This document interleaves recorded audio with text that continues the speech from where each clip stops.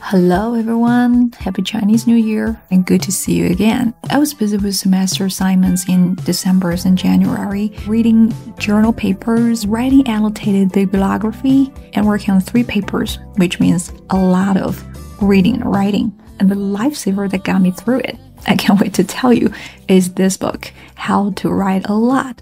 The book is about learning how to write up ideas that you're passionate about while still having a life. Please don't click away because this book isn't just about writing. It applies to anything you've been wanting to do but keep putting off. Whether it is working out, learning English, or some other personal goals, the strategies in this book are universal. In this video, I'll deal 3 problems that most of us might encounter no matter what you do, and I offer solutions from the book. I can't find time to write. I would write more if I could find big blocks of time, and that is time poverty.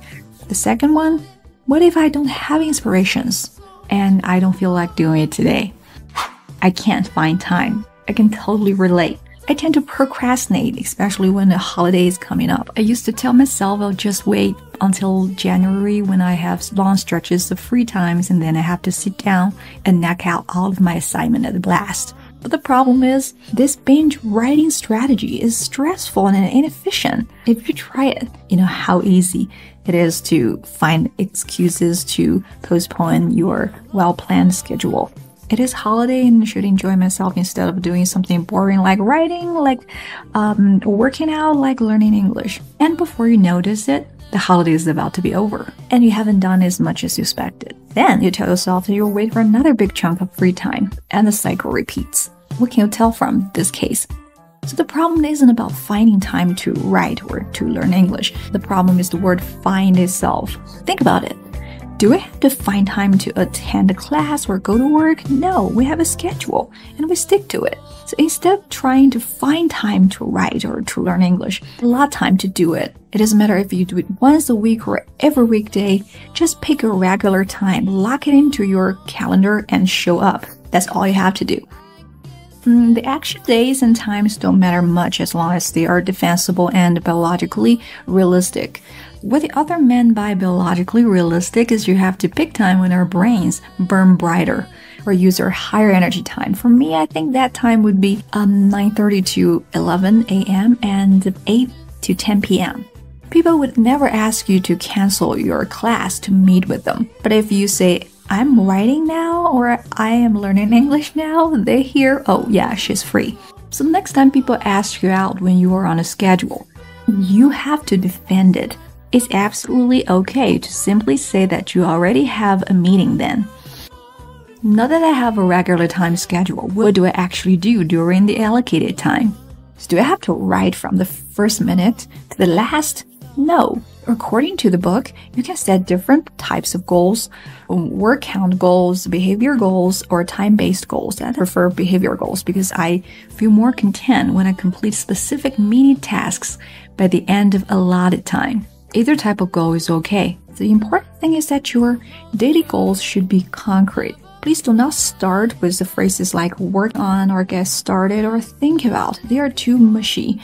You need goals that you can judge if you meet them. Yes, consider about goals with obvious endpoints, like completing a fixed unit of writing. The author gives a great number of examples of his daily goals, such as write at least 200 words, write the first 2 paragraphs of the discussion, finish the specific aim pages, read and take notes on 3 background articles. What if I don't have inspirations? When you write something, it's easy to have this so-called writer's block. And the cure for writer's block is writing. From my own experience, I was stuck for days trying to come up with a research question for my computational discourse study paper.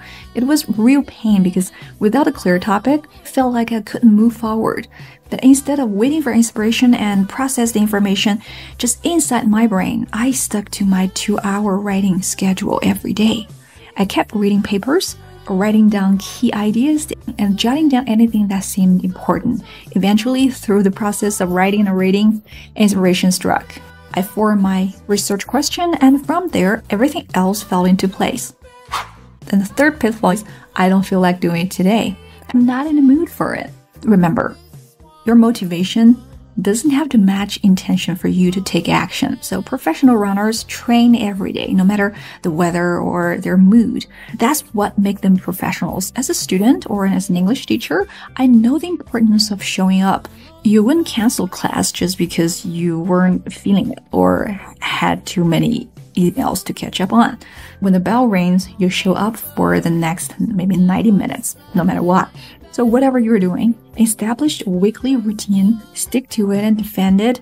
You find that you actually have more time for your personal goals than you thought. And by the end of the semester or by the end of the month, you'll be amazed at how much you accomplished. And the best part, the bonus, when the weekend comes, you can truly relax without guilt. The book also debunks several other barriers, such as I need to do more research first, or I need a better setup to be productive, or I need to clear my schedule first. And if you are a graduate student struggling with academic writing, and this book offers plenty of advice on writing styles, handling different types of papers, and how to become a productive scholar. If you have time property issue, instead of find some time to read this book, just allot some time to read this book, and I think it's worth it. Alright, thank you very much for watching the very first episode in the year 2025, and I'll see you next time.